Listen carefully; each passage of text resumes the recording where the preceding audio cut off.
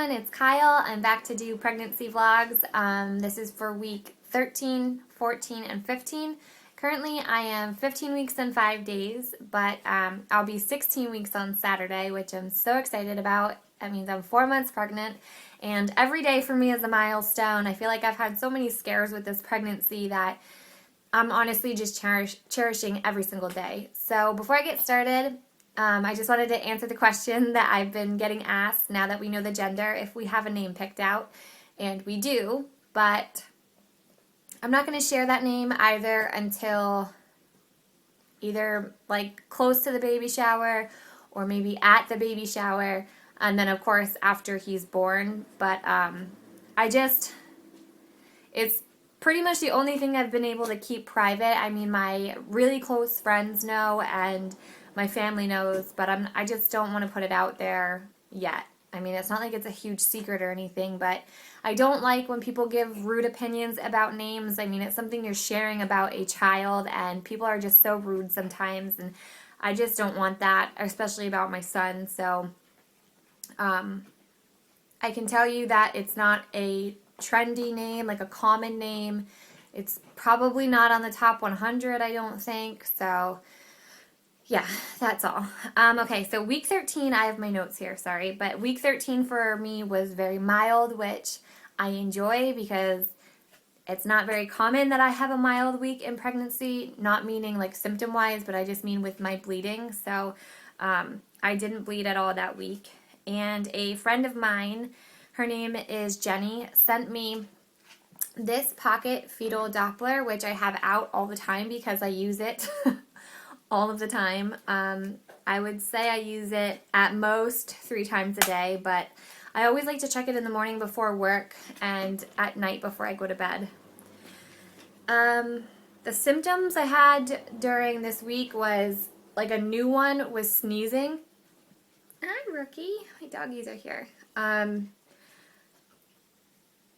I don't even want to say I was really congested at all. I was just sneezing all the time. And like, honestly, sneezing when you're pregnant is kind of scary. Like, I feel like I need to like hold my stomach and like brace myself when I sneeze. So that was kind of annoying. And then another symptom I've had, but it only happened a couple times, was heart palpitations, where it felt like it would skip a beat, like it wasn't beating enough or something.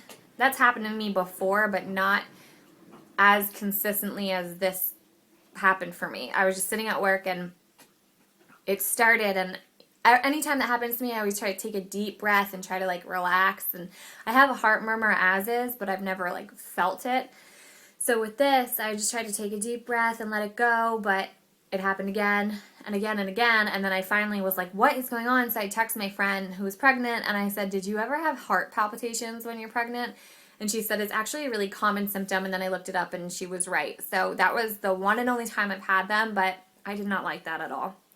So this is on to week 14. I started spotting at 14 weeks in 1 day. I started spotting at night. It was a Sunday night, so it was like only when I wiped and it was dark brown blood. Wasn't really that concerned with it, but anytime that you have bleeding, even if it is dark brown blood, you should always call your OB, which I did. I called them Monday morning and they wanted me to come in. So when I went in there, they did an ultrasound. Of course, everything looks normal. Everything looks fine. There's no answers. And I'm not complaining about that. I'm so grateful that everything is fine, but it's so frustrating when I'm bleeding and there's no answer for it. It's like, what is going on? So after that, you know, they told me everything was okay. I went back to work, and around 1:30, I had another gush, like bright red. I mean, it wasn't anywhere compared to the gush I had at 5 weeks. I haven't had a bleed like that since then, and I hope to God I never do, but it's still scary because it's still a gush. I mean, I was just standing up, looking out the window because it was pouring rain, and you could just feel it come out. I'm like, oh my God, you have to run to the bathroom. My life would be like I'd be less anxious if you could wear a tampon, but it's not like that, and you can't do that during pregnancy. So to only wear a pad, they don't absorb that fast, and when you're bleeding that much, that fast, there's a chance that it can get on your pants, and just, it's awful. So that spiked my anxiety again, and I was like, listen, I was just there. You guys said there was no evidence of a bleed. Like, I'm begging you to send me to a specialist. Like, I can't have this happen to me anymore with not knowing what is going on. So I was referred to the maternal fetal medicine, which is literally like right where I work, and I had that appointment 3 days after that bleed. So when I got there, the tech was doing an ultrasound. Now, this isn't the doctor. This is just the tech that does like the ultrasound first and then reports to the doctor their findings, and then the doctor comes in. So she's doing the ultrasound, and Chris isn't with me because I didn't expect what was about to happen. But she says to me, you know the gender, right? And I said, no.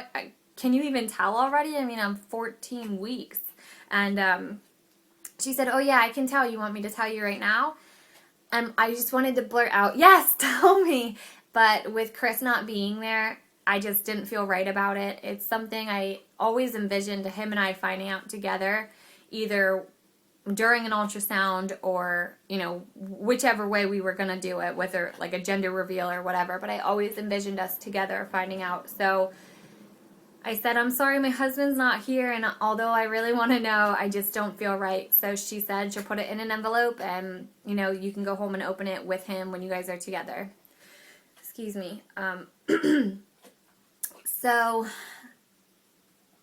from that point on, I had a feeling it was a boy, and I thought that I maybe saw a wiener, and then I second-guessed myself and thought maybe it was the cord. I don't know, but my heart was going a mile a minute, and she said to me, everything truly on my opinion looks good. I'm going to go get the doctor.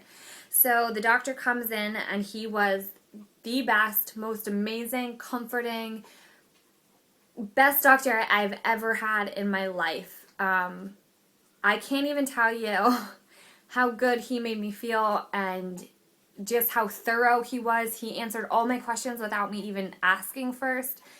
And just so comforting, and he was just amazing. Anyway, so they did a very detailed look of the top of the placenta and down to the side of it, and I don't have placenta previa, I don't have hemorrhaging, I don't have, what is that other one called? Subchronic hemorrhage. I don't have any of that stuff. I don't have cysts.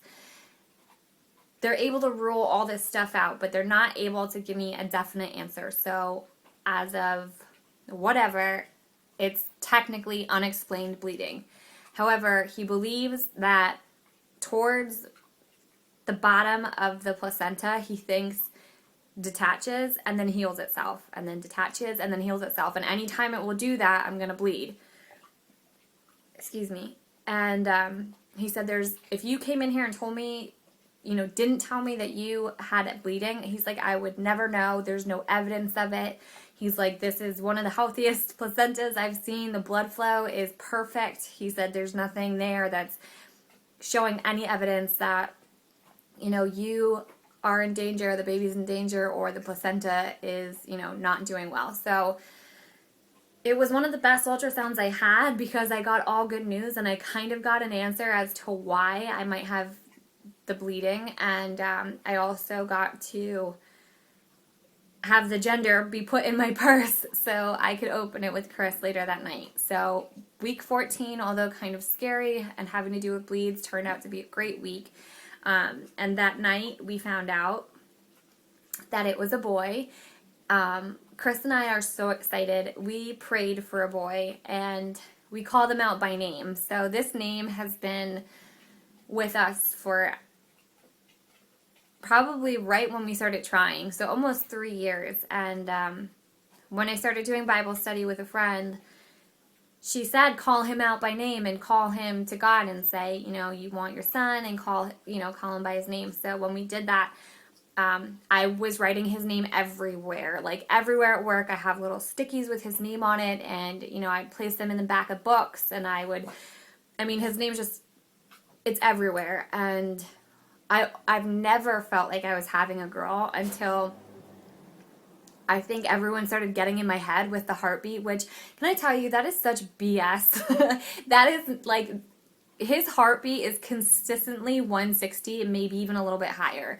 So that like a higher heart rate thing has nothing to do with whether it's a girl or a boy. And also I've had the heartbeat monitored, so it can range like you're only getting a clip of it. Like I'm just telling you, don't ever pay attention to that because it's not true. I forget where I was saying. But anyway, I always felt like it was a boy. And when we opened that envelope and turns out that it was a boy, I felt like, oh my God, like I already knew. And this is such a miracle because he's not only a miracle from like, you know, God himself like created this baby, but I called him out by his name and now he's here, which is like, it's insane to me. And it's such a cool feeling. Okay, so that was the end of week 14. Week 15, unfortunately, the bleeding hasn't stopped. I'm actually still bleeding, so it's been almost 2 weeks. Monday or Sunday will be 2 weeks of me bleeding. It's just, when I wipe, it's just dark brown, and it's not like thick. It's just like a watery type of blood, so it's still coming out of me. I do have a doctor's appointment tomorrow for my 4-week checkup, so I'm so sorry I keep burping. That's also a symptom of pregnancy. I'm going to ask them about it, but I mean, there's really nothing I can do. It's in there and it's got to come out, so that's what it is. I have not put myself back on the baby aspirin yet. The doctor that I saw told me that I should wait 1 to 2 weeks after the bleed to start the baby aspirin back up again. And I really do have a feeling that the aspirin has a lot to do with how much I bleed. Obviously, it thins your blood, so if you have somewhat of a small bleed, but you have thin blood, it's going to seem like a lot more, if that makes any sense. So I haven't started that back up, but again, when I see the doctor tomorrow, I'll ask them if I should. The symptoms for this week have been still continually sneezing. And it's so weird because I don't, like, Chris sneezes all the time. If he looks up at the sun, he can make himself sneeze. But I don't really ever sneeze that often, and it's not like I'm getting sick. I just am sneezing. And I have, this week in particular, I feel like I have a lot more congestion. So I know that is a symptom of pregnancy as I've Googled it. I've also asked the doctor, and they just said your body happens to make more mucus when you're pregnant. So that is a sign. And I don't want to say this is like a symptom for me, but like being tired is just part of pregnancy. Like I've been tired. I felt like, you know, everyone's like, oh, you'll get your energy back with the second trimester. And there are days, you know, during the day, I really do feel like fine. Like I'm not exhausted, but I also have been going to bed at like 8:30, 9 o'clock. Like I just don't feel like staying up later, and I start to get tired then. So I don't necessarily think my energy's all back, but then again, my body is growing another body, which is crazy, so I understand why I'm tired. And I wanted to mention the movement, which has been so amazing. I think it was around week 14. It was actually right after the bleed. He moved so hard. Like, it was definitely the biggest move I've felt. And it was like a rolling feeling. And it scared me at first because it was such a big movement. And of course, you know, you immediately think of your baby, but you're like, is everything okay? Like, that was my first thing. But then I'm like, oh my God, he just moved. Like, it was big. Like, it wasn't like a flutter or a flick. It was a real big movement. And when I had that ultrasound, she told me that he was head down. So I guess that's what he did. He must have flipped. And then when I got home from that day, I was laying on the couch and he did it again. So I'm guessing he's probably facing the other way now, the way he was. You can't have that paper. Tag. So that's it. And I hope that this video was helpful to any of you going through pregnancy weeks 13, 14, and 15. If you're feeling any of the symptoms that I am, you're not a weirdo. If you have unexplained bleeding, you're not a weirdo. And I'll talk to all of you guys soon. Bye.